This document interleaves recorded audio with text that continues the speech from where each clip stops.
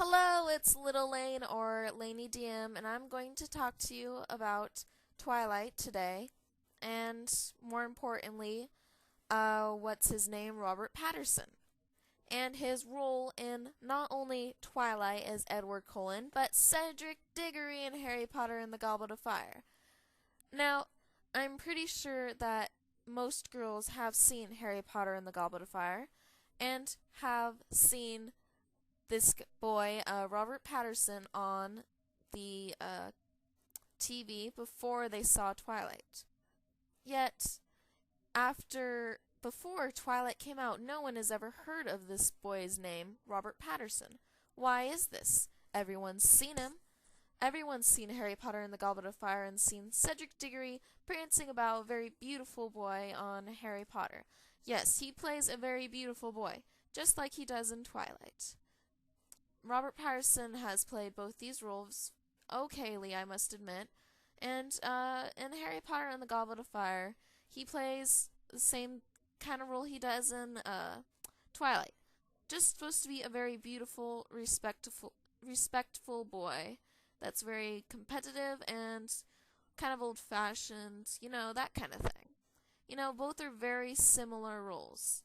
And both girls have seen both him in Harry Potter and the Goblet of Fire and him in Twilight.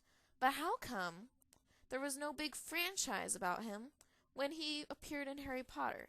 If he was so great an actor and so beautiful, you would have heard about him as soon as Harry Potter came out.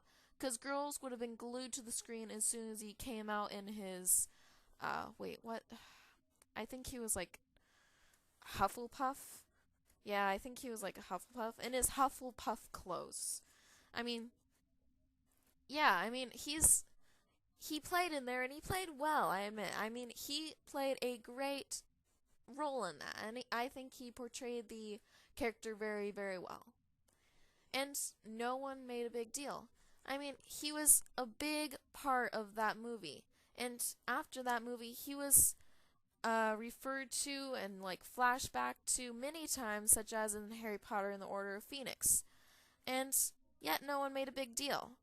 And I'm not quite sure why. Oh, wait, yes, I am. Because in Twilight he was given the name Edward. That's right, no one cares much about Cedric Diggory in the book Harry Potter. No one made a big deal about Cedric Diggory in the book of Harry Potter. It was all about Harry. Yet, oh, and that Draco boy. Everyone made a big deal about those two very beautiful actors, in my opinion. And then Twilight comes out. And there he is. He gets right on the screen in front of you, and all the girls go crazy.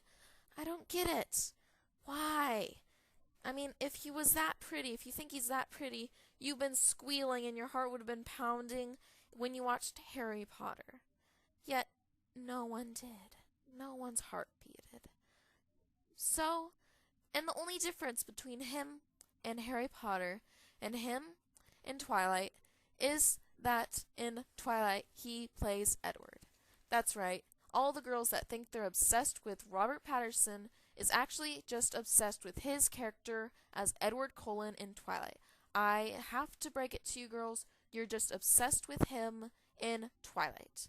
That's right. Because if you weren't, then you would have been crazy when you saw Harry Potter and the Goblet of Fire. And you didn't. You didn't go crazy. If you did go crazy, your screen name would be Robert Pattinson, my Harry boy. No, that sounded bad. Okay, Robert Pattinson, my Goblet of Fire. Robert Pattinson, my Cedric. Robert Pattinson, my God. I don't know. But it wouldn't be Robert Pattinson, my Edward Cullen. Because you probably, if you were obsessed with him before when you saw Harry Potter, your name would have Harry Potter in it, not just about Twilight. Because that means you went crazy about him after Twilight, even though you saw him before on the screen. That's right, girls. I'm kind of making fun of you. Get over it. But anyways, as Twilight progresses, he plays the character of Edward Cullen, supposed to be a very respectful man, even though he watches girls sleep. Not very respectful, is it? Well, I read all the books, watched the movie, so I'm very knowledgeable about the subject, and I have to say it's a very suckish book because it just plays on girls' romance and not on plot, storyline, or anything like that. It seems a little bit repetitive in the first book and seems like a waste in the second book. Seems like a very old romance story in the third. In the fourth, it just gets weird and plot holes appear everywhere. I mean, how does something with a very limited life mate with something with eternal life and get something with even less? That doesn't make sense. Plus, when she totally turned around the thing about vampires, sparkling vampires, oh god, that's like the worst thing you could say. Dude, I would have just said suck my ball. I'm sorry. I would have just told her to change that. I'm sorry, I'm trying to make it clean. Because that's just stupid. Vampires don't sparkle. She's playing off the Dracula version of vampires. That's right, Dracula version of vampires. Dracula is a very unique thing. It changed the view of vampires forever because before vampires were seen as vampirism, a disease that went to bodies in coffins that were the bodies were face up, and the zombies came out and they bit people on their stomachs, and they were usually very plump, disgusting, and rotten.